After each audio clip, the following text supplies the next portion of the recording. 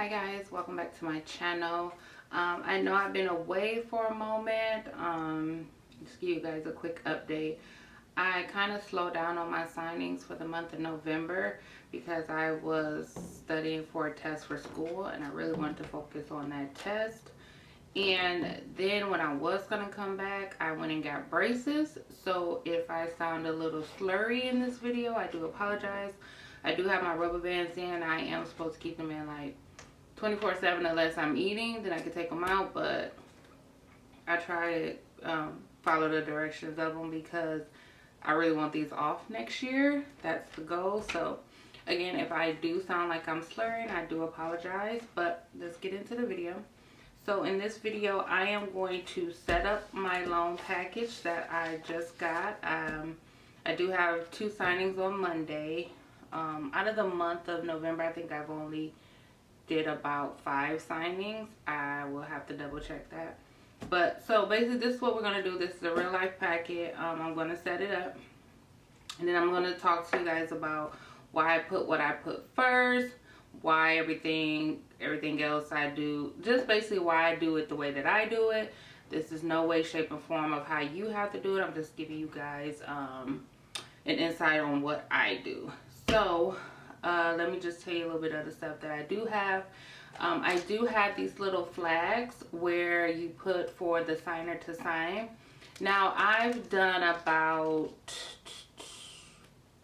I think between 50 and 56 signings already, so I don't use these anymore. After my, I think probably after like my fourth signing, I stopped using these. But I will say that once you do stop using these, when you pass them the paper, you will actually have to point to it. I feel like when you use these kind of give them a hint on where they need to sign.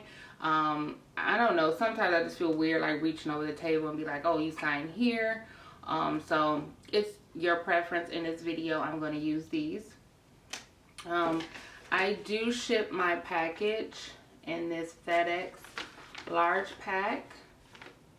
I do have my shipping label already put in here, and I do use 2 manila folders. So we're going to go ahead and set this up. Now I do use binder clips, but I do use binder clips just so I can keep all my papers together when they're in the manila folder. I also use these rubber fingertips to help me get through the paper. Which one are these? These are the medium. I do have on long nails, so this may be a little fun to try. But normally I cut down these 2 nails because I wear contacts and I can't take out my contacts with long nails. So this will fit once I cut down my nails, but I just did my nails, so okay.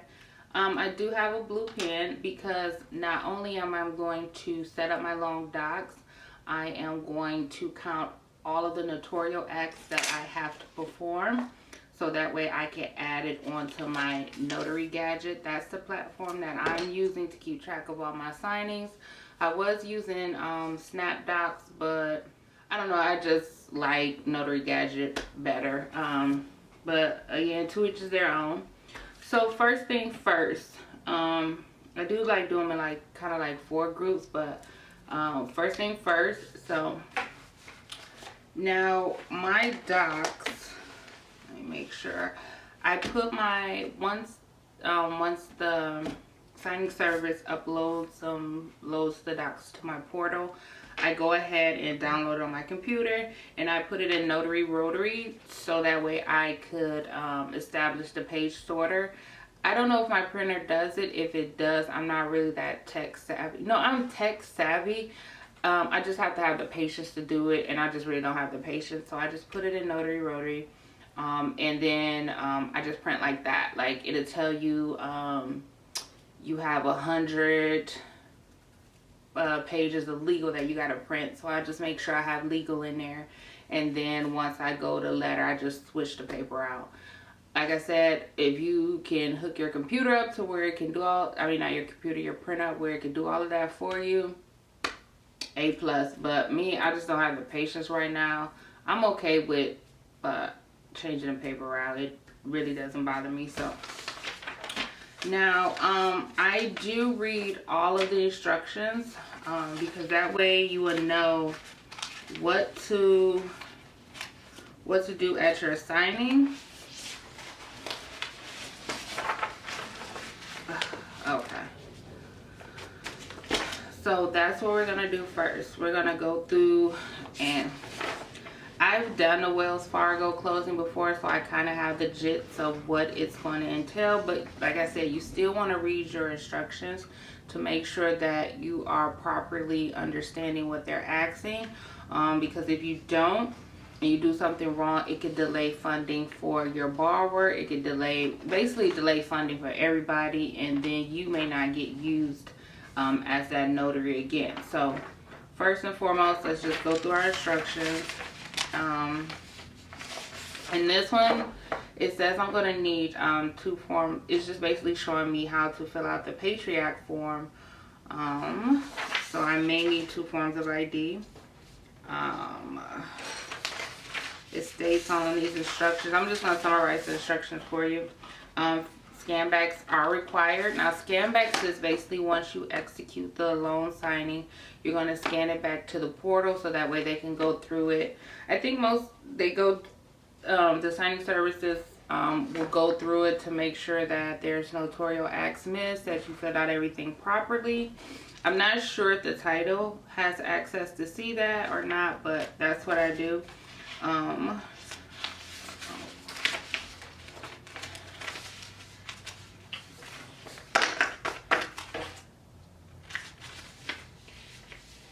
And like I said, it does have like signing agent requirements.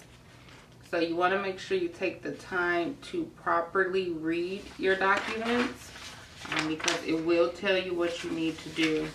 And it also gives a form in here to let you know that that tells you every document that's in there. So that could be like a little cheat sheet for you. You get your notary confirmation. Basically, notary confirmation is them confirming you for the signing. They have your contact information, the location of the signing, the type of signing. This one that we're going to do is a refi. Wells Fargo, normally their signings are about like 150 pages to about 175. So basically I'm still just going through the instructions. They put a lot of information in here, but once you get familiar with it and you actually, like I said, the first few times, make sure you just read everything so that way when you do get it again, you'll kind of know what you're doing.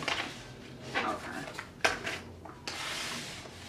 And then don't think that they're going to put like all of the notary instructions in the front of the packet. Sometimes they'll put it in the middle. Sometimes it'll be towards the end. Your shipping label can be towards the middle, towards the end, towards the beginning. It's just basically how they set up the file. So that's why you want to make sure you go through your documents. Don't just print your documents and just head straight to the signer house. You want to look prepared. That way, when you look prepared, you're going to present like you know what you've been doing, even if this is your first signing. More confidence when you're prepared too. So you want to do that. So I think these are all instructions. I haven't went through this packet because I want to do this with you guys. So I'm going to take this little clip. And normally I clip the shipping label to it as well. And then we just do it like that. So I'm going to sit that here. Well, we're going to sit that here. And then I'm going to go through the packet. Now, the first stack that I look for in the packet will be like identification, like the Patriot form, the self-provider verification identity. That's basically what you're going to need when you first start. So that way, once you sit down and you guys are at the table, the first thing you can say is, may I have IDs? If they don't, I don't know if I can like show you the template I use to send the borrower to give them kind of like a heads up of everything that they're going to need.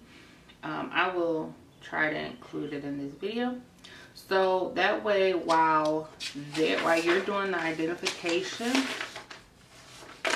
so this one, It's basically identification. This one is just more just information of the loan. Nothing for the signer to sign.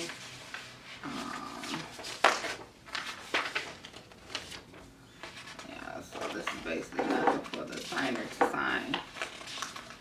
That's where I'm gonna put a lot of paperwork in there. So we have that one. So like I said, I'm just gonna go through and just look for any more identification. But once you get all of your forms that require the ID, the next form that I was looking for, the closing disclosure. Now the closing disclosure basically goes over all of their numbers, their debts. It lists their loan amount, the interest rate, the monthly principal, the loan term, the type of loan, the estimated tax and insurance. It also shows the closing costs, and then at the bottom, the cash to close. You may get asked, what am I getting back if the signer don't remember? So you want to look to the cash to close.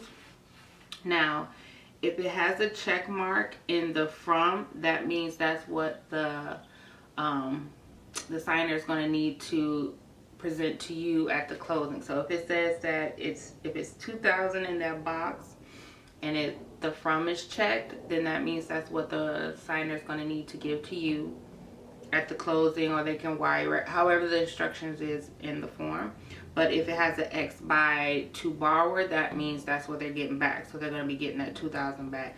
Only one time I got asked on the closing disclosure what interest rate they had. I don't think they remember, and how much they getting back. I get asked that all the time, how much am I getting back? So you want to make sure you have that ready right after you do your signature.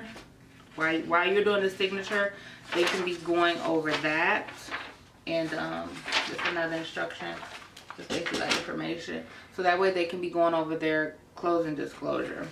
And then the next form that I look for is the auto statement. Now that auto statement is also like the closing disclosure. It lists their debts. Okay.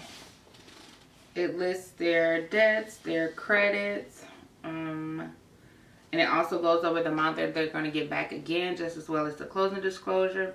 It lists the payoffs amount of what they're going to be paying off, title charges, but don't worry about that. You don't have to go through all of that. Their lender should explain all of that to them when you pass them the form. You're like when you pass them the closing disclosure, here's your closing disclosure that lists your numbers, your debts, and also the same line with the auto statement. This is another form that goes over your debts and credits. You know, you want to read over it, make sure everything is correct. Now those two forms are crucial.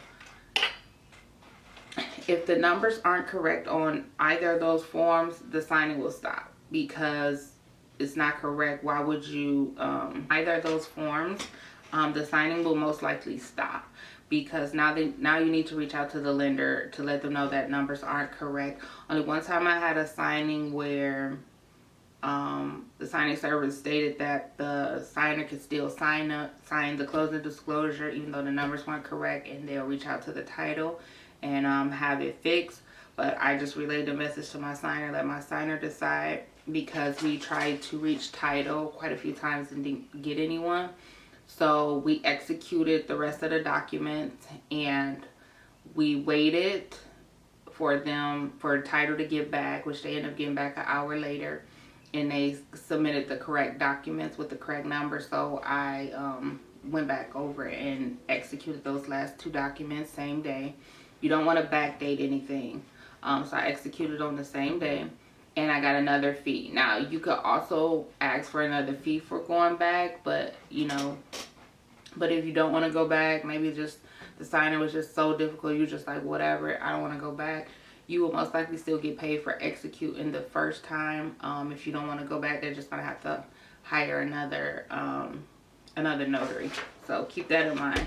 So you want to give them those two. Now if everything is going good, then you just start going through your documents. So the next thing I'm going to look for is the deed. That's another thing that goes over the name that's on the property. Normally the deed is like 17, 19 pages. So you don't want to give them like the whole stack.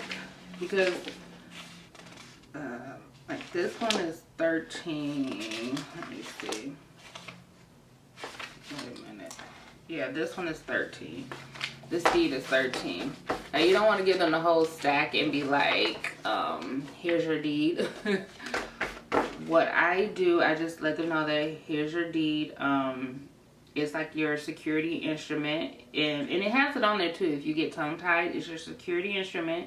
It means that this document, which is dated blah blah blah, together with all the blah blah to the document. And it just basically goes over everything that's in their deed. So what I do is I present the deed. I let them know like, hey, this is your deed of trust. I'm gonna do it without trying to show information. So I'm like, this is your deed, and then this is the signature page. This is how I do it, and I lay it down like, you know, I hand them, this is your deed, and you sign there. Because if you get, I notice if you give them the stack, they may actually go through and read like everything, even if you let them know that you have copies for them. Some people will try to go through and literally read everything. I'll let you decide how you want to do that. If you're crushed on time and the appointment is already going into an hour and a half, 2 hours, my opinion, what I would do, I would reschedule, because majority of the time when people refinance, they basically re-signing the same documents before, especially if they refinance 4 or 5 times, they kind of should know what the docs is. And then when you're presenting them a copy, they can read that when you leave, or they could ask their lender to execute them, like basically send them all the documents, and that way they can view everything before you get there. Because I think a lot of these signers don't understand that the notary is basically there to witness IDs, witness identification, make sure you're who you are, make sure you're signing the documents how they want them signed. That's basically what you're there to do, and you are there to present the documents, hit them with a one-liner, let them know this is your deed of trust, this is like your security instrument, you know, things like that. Like, but to go further and further into the documents, giving them why this, that's not what you're there for. That's when you call their lender. If you do hit them with one of the documents and you give them a one-liner and it's just not clicking for them, that's when you be like, okay, let's call your lender and have your lender go over everything. And the lender is always willing to help and go over the documents, because basically that's what they get paid to do. You're basically there to grab IDs, make sure they're valid IDs, make sure that person is who they say they are, and execute the documents. But I think a lot of signers don't understand that, because sometimes I think they feel like since we're coming with the documents, they think we're coming from their title company, like we work with the title company, but we don't. Some documents in here have a notary confirmation, not a notary confirmation, a notary, I can't think of the name of it, but it's called a notary. Basically, it goes over there to let them know that their title company contracted a signing service notary that's coming to execute the documents. And it basically asks them like, was the notary professional? Was the notary dressed professionally? Blah, blah, blah, blah, things like that. So I only had one guy that actually read that whole thing. I'm like, you didn't read anything else, but you read that. But okay. So that's how I do the deed. But again, however you want to do it. So next thing I'm looking for is the note.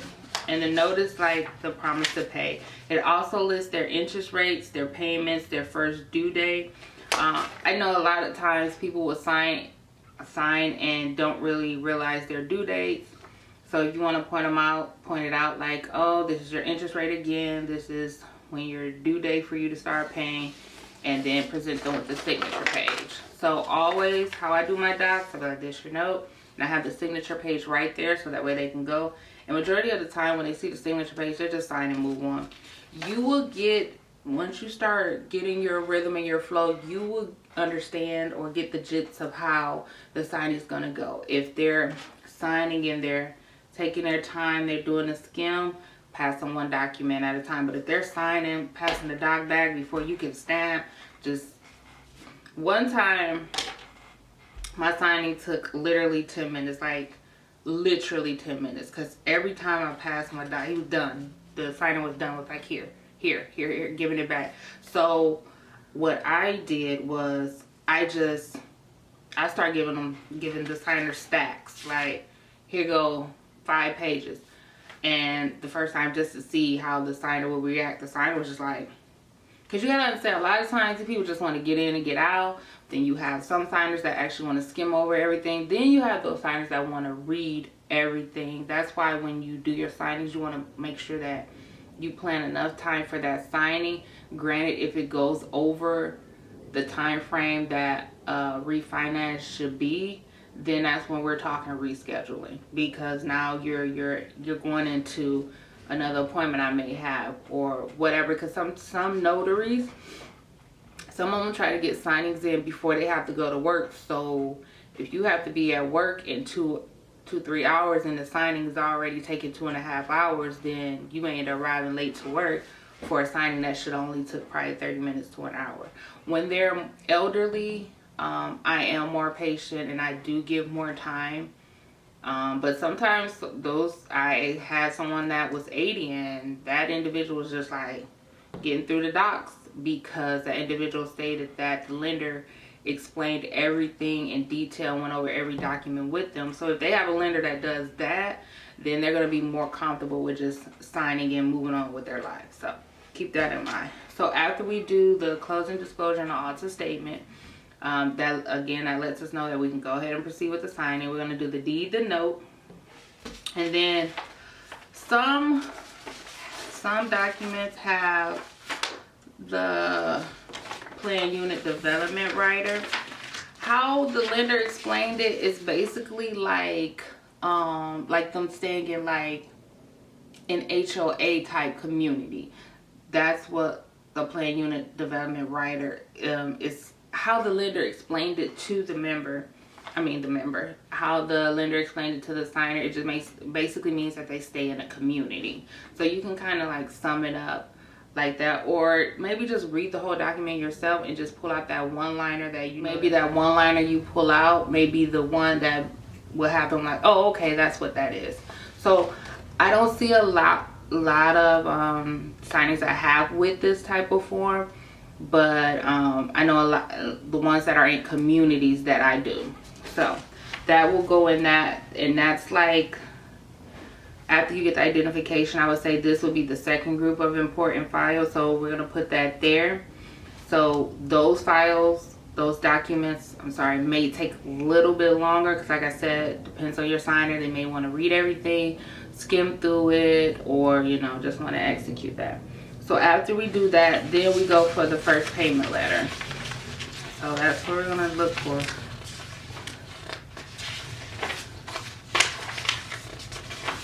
Going through the docs and setting them up, to someone else it may be tedious, but if you plan on buying you a house, investment property, you're going to be signing these same documents. So I would just say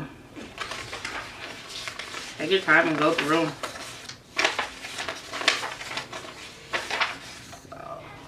I'm gonna have to cut this now because we're going through these papers a little bit slow.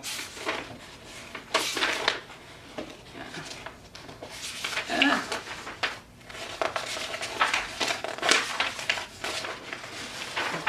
And this is basically how we're setting up documents. It does take some time, but it's what you gotta do. But once I say, and I just realized that I wasn't putting these on the signature pages, because like I said in the beginning that I'm so used to not doing it anymore, but the next ones we're going to do. So the next document that I'm grabbing that's in that pile is the payment letter. The payment letter is basically the same thing. It tells them what they're going to be paying monthly. It includes the principal, the real estate tax, flood insurance, things like that. You don't really have to go into that. Again, it's self-explanatory. They can read it. Sometimes the first payment letter is followed by a amortization schedule, breaks down their principal, basically everything that they're going to be paying a month, the principal, the interest, and things like that. And sometimes it has a signature page, sometimes it doesn't. It just depends on the lender. So now we're going to look for the escrow payment letter. Like, I try to put all the most important things in the front. And again, the escrow payment letter is just like, it breaks down their property taxes for the duration of the year, so they'll know. So we're gonna put that there. So we've already got the second pile done.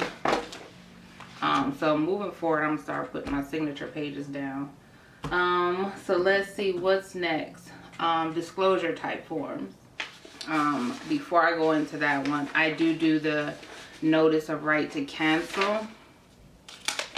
They get 3 of them. I go over it just a little bit to explain to them. It gives how to cancel. It's in a box. If they want to cancel, they sign there, then you stop. Sometimes signers will sign there if you don't show them, explain to them the area of that box. But they sign at the bottom. They want to continue to keep going.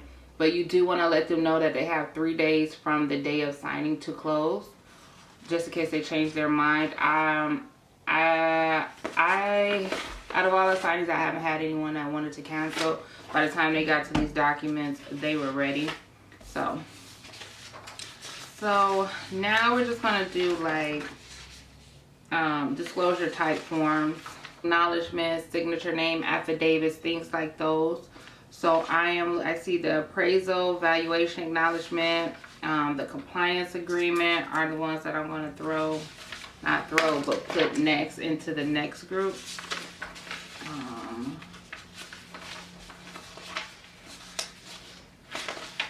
And also I am going to add into that group the uniform residential loan application. Now that application is basically the application that they originally filled out to sign up for the loan. You want to make sure you read it carefully. In the box where it shows the type of credit, if they're applying for individual credit, you have the person name that's listed under the personal information sign. If they're applying for joint credit, the person name that is on that file, you want to have them initial in that box. I know this form tends to get overlooked. A lot of lenders are having issues with that, so I would throw that one in there. And this one is just a continue of it. The customer contact disclosure, I would throw that in that pile. They do have one. This is just, again, just information that the borrower is not going to sign, and how they want their funds back. It does go over that information. I don't know why Wells Fargo put 2 of those in there and they only need 1. The power of the correction agreement, power of attorney.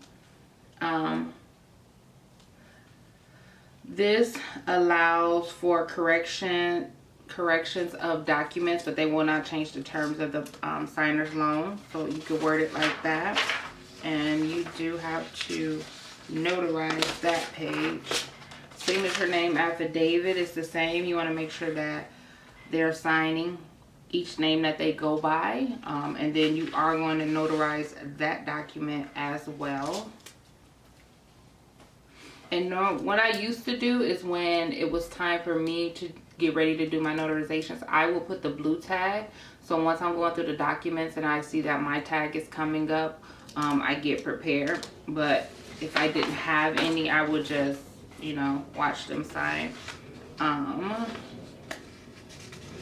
Request for taxes as well, that will go in there. So after the first and the second group of the most important docs, the rest you could just do like disclosures, and then the 4th group you could do miscellaneous type stuff, you know. So another disclosure. So I am coming up on the amortization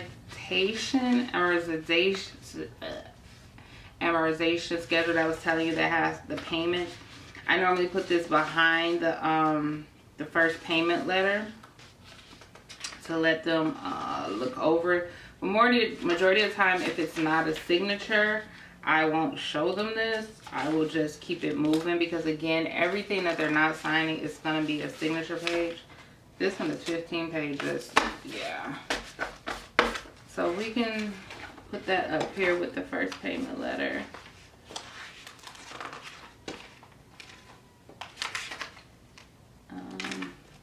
Once I tell them, I present it like, oh, this is your payment letter, breakdown of the duration of your loan. If it's not a signature, I just be like, oh, it's not a signature. I just thought maybe you want to see it. Majority of the time, they be like, oh, no, I'm fine. So basically, I'm just pulling out all of the forms. The escrow fund. Yeah, what was that, escrow? Yeah, escrow waiver disclosure, the required escrow account for flood insurance. And then now we're going to get to some of our signing. So the signing etiquette, signing agent etiquette, this is basically what I was telling you guys about in the beginning, that majority of these are in the loan documents, and it kind of goes over and explains to the borrower the reason of you being there, and the scope to the service, the title agency and notary relationship, and things like that. So that's why I state again that you want to be presentable when you go there, be professional, and just basically know what you're doing. Funds required at closing.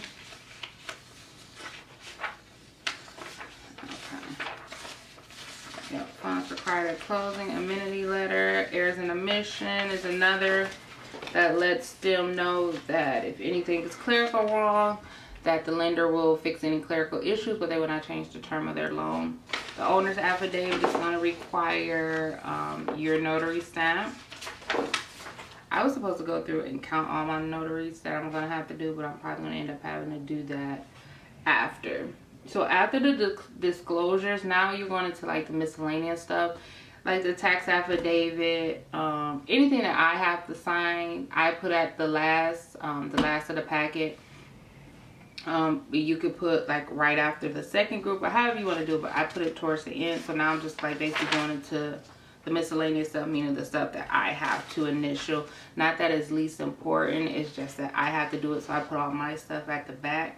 So once I'm passing it, and they're passing it back, I verify the signatures, I can stamp, and then we're just doing it in rotation. So, yep, authorization to disclose funds. And then this is another one. I told you they put these all over. You just got to go through your packet. This is another verification identity. So they're going to need an alternate form of identification, which will probably be a social security card, passport. So we're just going to put that in the front with the other one. And this one was 148 pages. I think so, yeah. Authorization to close account, miscellaneous, all-purpose acknowledgement, affidavit and amenity agreement, the underwriting.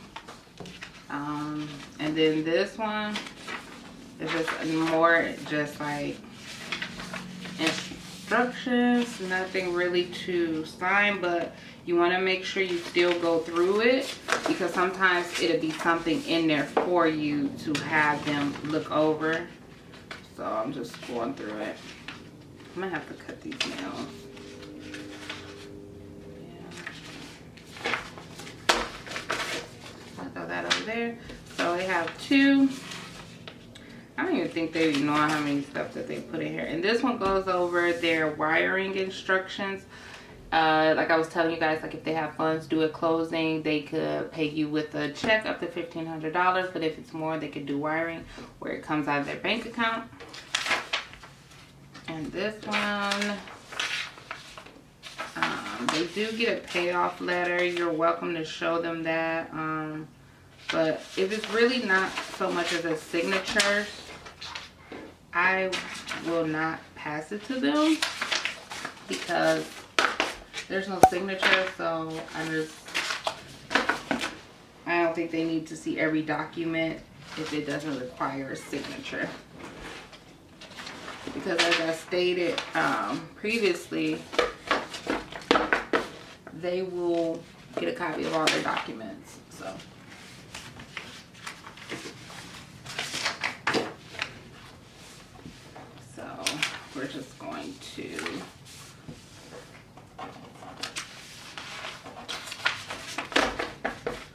put all of this together. And even though I'm going over this with you guys, I'm still probably going to double check it again tomorrow. Or probably right after I get finished doing this video, just to make sure that I haven't missed anything. So. And then I still got to count my notarial stamps. So, and then this is what I do.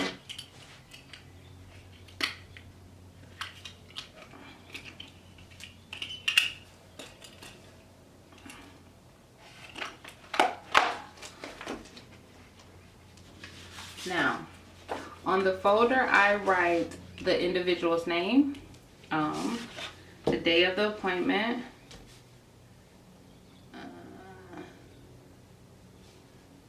what is,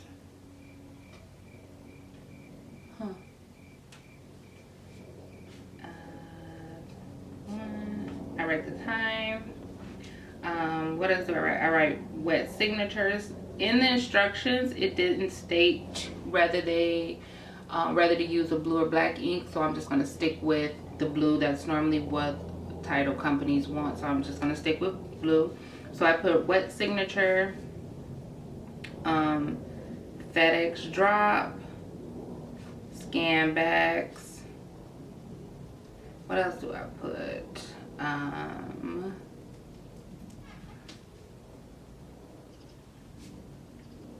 Okay, so I put the name, the date, the time, wet signature, FedEx, drop, scan backs. I'm trying to think, I feel like I put something else. And then I put the signing service account number that they give me for this one. And so I will do it like this. And then I will put my documents in here. And then I will head to the signing. Once I get to this, then I know that we're starting to get close to the end. And then I will be ready to get on up out of there. If you want me to give you guys like a one-liner for each document, so that way you could practice it. You could practice while you're out there, so you can come off more as you know what you're saying. So that way you won't get like tongue-tied or anything like that. Drop a comment below. If you do, I will find a way to put it in like a Word document, PDF for you. And again, once you read the documents, if you find not a one-liner, like a one sentence that sticks out to where you know that it will help them understand what they're signing, totally use that. But if you want to know what I say, then just let me know. If I forgot anything, just totally ask me. I'll get back to you. Until then, I'll see you in another video. Bye.